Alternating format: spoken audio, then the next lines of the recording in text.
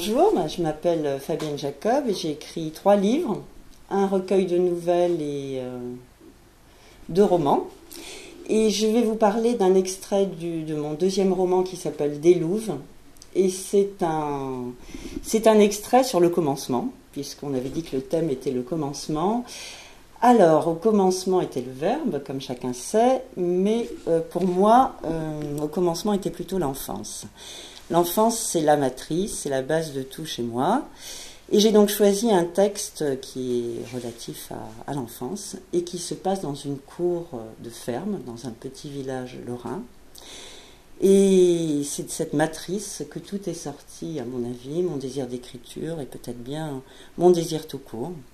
Il s'est passé quelque chose dans ce lieu, quelque chose d'indéfinissable, que je ne saurais pas définir en tout cas.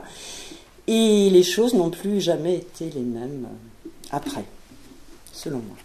Voilà. La matrice de mon don, c'est une cour, un périmètre pour être précis, celui de la cour de la maison de ma grand-mère, où je passais tous mes étés quand j'étais enfant. L'exposition longue et répétée au même périmètre a fait naître le don. La cour, c'était rien d'autre qu'une surface de pavés grossiers, irréguliers, dans les interstices desquels poussait de la mauvaise herbe. Ici ou là, une fleur jaune, une vraie fleur à corolle, dont l'arrogance solaire faisait tache parmi les autres, les petites blanches de rien, tiges maigrelettes, même pas de vrais pétales. Les pavés gris étaient des sabots ronds, de gros dos de corne qui dépassaient, tout lustrés et arrondis à force d'avoir été foulés par les générations d'habitants de la maison. 1867 était gravé au-dessus de l'arrondi de la porte cochère de la maison de ce village de la frontière allemande. Pas tout à fait au milieu de la cour, légèrement à l'écart, un noyer faisait une ombre verte, une ombre d'un vert acide qui faisait du frais et clignait ici ou là de ronds de soleil blanc. Nous, on n'avait pas envie d'aller dessous, on s'en fichait. On aimait le chaud. Les grandes personnes qui sortaient de la maison nous serinaient. « Pourquoi vous n'allez pas vous mettre à l'ombre? Vous allez crever de chaud. » On disait « on ira », on n'allait jamais. La vie dans le cru, dans le blanc aveuglant de la tranche d'été, on préférait. Et puis on avait notre QG, un abreuvoir cylindrique en métal gris dans un coin de la cour. Plus que l'ombre verte, c'était lui qui magnétisait nos après-midi. Déjà il fallait l'approcher les yeux tout aveuglés et plissés à cause de l'éclat du métal chauffé à blanc. À 2 heures de l'après-midi, l'été était à la verticale au-dessus de nos têtes. 2 heures de l'après-midi en plein juillet, il fallait encaisser. Première victoire. Même quand on était en short, on grimpait sur le cylindre à califourchon. La première seconde, ça nous élançait comme un dard brûlant, une piqûre cuisante qui fusait le long des cuisses. On pinçait les yeux, la bouche, 2 centièmes de seconde et ça passait. On s'habituait, on se plaisait même. Peu à peu, on enlaçait la monture brûlante de nos jambes désormais échaudées. On serrait tout ce qu'on savait. Parfois même, on se couchait dessus, on posait nos joues sur le métal chauffé, et on répétait l'opération. D'abord une brûlure qui nous balançait du mal jusqu'au tréfonds, puis très vite, 2 centièmes de seconde plus tard, du plaisir dilaté à l'infini, s'insinuait par tous les interstices dans notre être. Un poison. Voilà.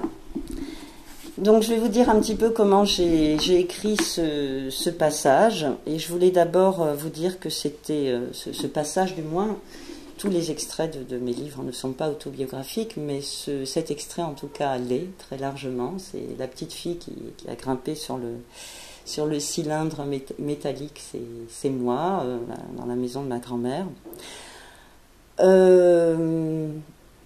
Pour moi, quasiment toute la littérature, pour moi, elle est autobiographique. Ça ne m'intéresse pas de savoir si c'est autobiographique ou non, parce que je crois qu'on parle toujours de soi, même quand on parle de quelqu'un d'autre, puisque c'est surtout soi qu'on connaît le mieux, si tant est qu'on puisse se connaître, bien entendu. Quand Flaubert disait Emma Bovary c'est moi, alors que c'était 2 êtres que tout opposait, Flaubert était un bourgeois de Rouen ou de Croisset, Emma Bovary était une fille de paysan, une fille de fermier dans un petit bled de Normandie. il voulait dire par là qu'il avait le même désir de lyrisme qu'Emma Bovary. Il avait ce désir de croire à des histoires de midinette, à des petites histoires d'amour à l'eau de rose, exactement comme Emma Bovary qui a été abreuvé de cela. Et c'est ça qu'il faut comprendre par Emma Bovary, c'est moi. Donc peu importe le personnage, je crois qu'on met toujours de soi dans les personnages, même si on les crée, même si on les invente. En l'occurrence, je n'ai pas inventé ces petites filles, c'était vraiment moi. Mais je pense aussi que dès lors qu'on écrit une chose, même si elle est vraie, si elle était vraie, dès lors qu'elle est écrite, elle n'est plus vraie. Et inversement, dès lors qu'on invente une chose et qu'on l'écrit, elle devient vraie. Donc la question de la vérité dans l'autobiographie, mais pour moi, est une fausse question, parce que l'écriture induit une autre vérité. Voilà, alors je vais d'abord vous parler de la précision. Pour moi, écrire, c'est d'abord faire acte de précision. Il faut, cette cour, je l'ai décrite dans son périmètre, je l'ai décrite dans sa lumière, avec le noyer qui fait de l'ombre qui devient acide, vert acide, ou vert plus clair ailleurs, la couleur des fleurs, vous savez, ces petites fleurs qu'on méprise un peu, qui sont, je sais même pas, elles ont même pas de nom, ces petites fleurs qui poussent c'est de la mauvaise herbe qui pousse entre les interstices des pavés. J'ai essayé de décrire ces fleurs parce que pour moi la précision c'est vraiment un gros truc, c'est un gros machin. Il faut être précis parce que moi, ma conception de l'écriture, je dis pas, les autres écrivent sans doute pas comme moi, mais moi je vous dis comment j'écris puisque je suis là pour ça ce soir.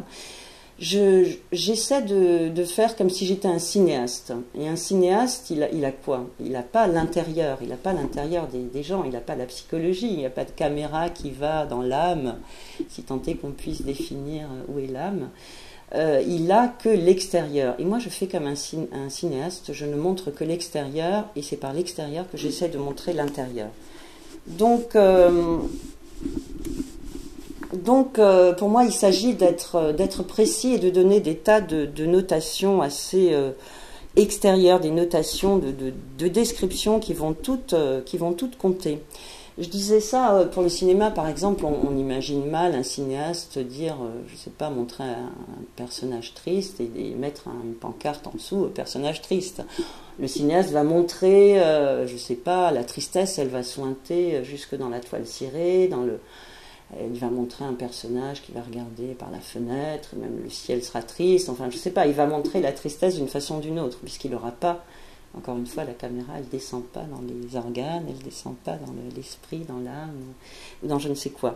Donc moi aussi j'essaye de rester à la surface des choses, mais tellement près des choses, tellement précisément dans la surface des choses que je pense peut-être arriver à sonder peut-être la profondeur par la surface.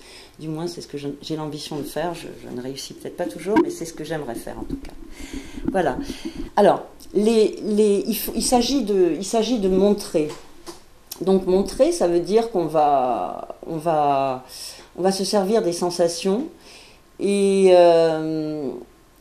on va montrer au plus près ce qui se passe chez ces personnages et montrer de toutes les façons possibles, imaginables. Alors j'ai à ma disposition surtout, pour montrer, j'ai surtout les sensations, c'est-à-dire ce que le corps ressent. Donc c'est une scène très visuelle où il y a beaucoup de notations visuelles, de couleurs, de lumière, l'ombre acide du noyer, l'abreuvoir qui est un lieu magnétique de la cour, qui magnétise ces après-midi d'été, la chaleur écrasante, toutes les sensations que procure le fait de monter à califourchon sur cet abreuvoir métallique qui est chauffé à blanc. Tout ça, je vais l'exploiter parce que j'aimerais emmener mon lecteur dans cette cour, j'aimerais vraiment qu'il ressente dans sa peau dans ses pores, j'aimerais qu'il ressente à son tour cet abreuvoir et qu'il soit comme les petites filles assis sur l'abreuvoir avec ses cuisses qui sont brûlées par le contact avec le métal chauffé à blanc. Donc tout ça fait que c'est une écriture très, très physique. Il y a quelqu'un dans un journal qui a titré, et ça me plaisait beaucoup, il a dit que j'utilisais les mots de la sensation. Oui, c'est une écriture de la sensation que je revendique. Encore une fois, c'est la mienne. Hein. Il y a autant d'écritures possibles que d'auteurs. En tout cas, ma marque de fabrique, oui, il semble bien que ce soit la sensation. Et pour trouver cette sensation, je dois retrouver un état premier qui est plutôt celui de l'enfance, parce que moi, après de 50 ballets on peut le dire, mes sensations sont émoussées. Je ne me souviens plus de la première fois que j'ai nagé dans l'océan, la première fois que j'ai marché sur des pâquerettes, que j'ai vu des violettes, ou senti je ne sais quoi, des lys. Donc j'essaie de retrouver ces sensations premières que j'ai ressenties la première fois pendant mon enfance. Donc ce travail suppose une descente dans moi, et ce n'est que quand j'ai la certitude d'avoir cette sensation au plus près que je la remonte au grand jour et que je peux la transcrire. Voilà comment j'écris. Ce qui fait que j'écris très peu parce que je suis rarement visitée par des idées, j'ai très peu d'idées, j'ai très peu de choses à dire. En revanche, j'ai peut-être que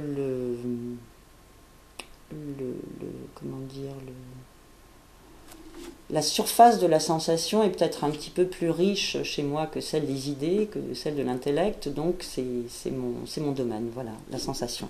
Mais c'est difficile de retrouver cet état d'enfance, que j'appelle cet état d'enfance où la sensation est pure, où la sensation est première, forte.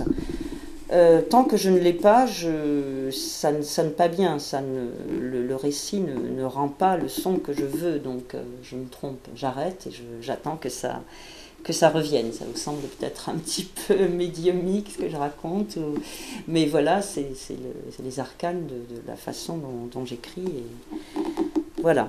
Donc je disais, cette écriture de la sensation, elle suppose de se couper un petit peu la tête. Moi, en tout cas, j'essaie de ne pas écrire avec mon intelligence, si tant est que j'en ai un peu, mais j'essaie d'écrire avec mon cœur, avec mes sensations. Ça suppose aussi, la psychologie ne m'intéresse pas. Elle n'intéresse pas mon écriture. Mais ça ne veut pas dire, moi j'adore, je suis une fan d'auteurs femmes du XVIIe siècle,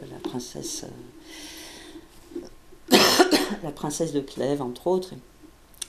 D'autres romans du XVIIe et XVIIIe siècle que j'adore et qui se font fort de procéder à une belle analyse psychologique, et ça me plaît.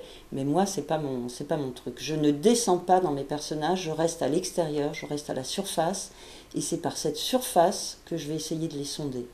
Parce que la surface, pour moi, elle est intéressante, le corps est intéressant. Le corps dit plein de choses. Je pense que vous connaissez tous des gens que vous avez...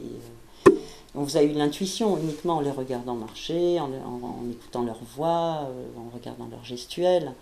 Ben moi, je fais exactement ça avec mes personnages.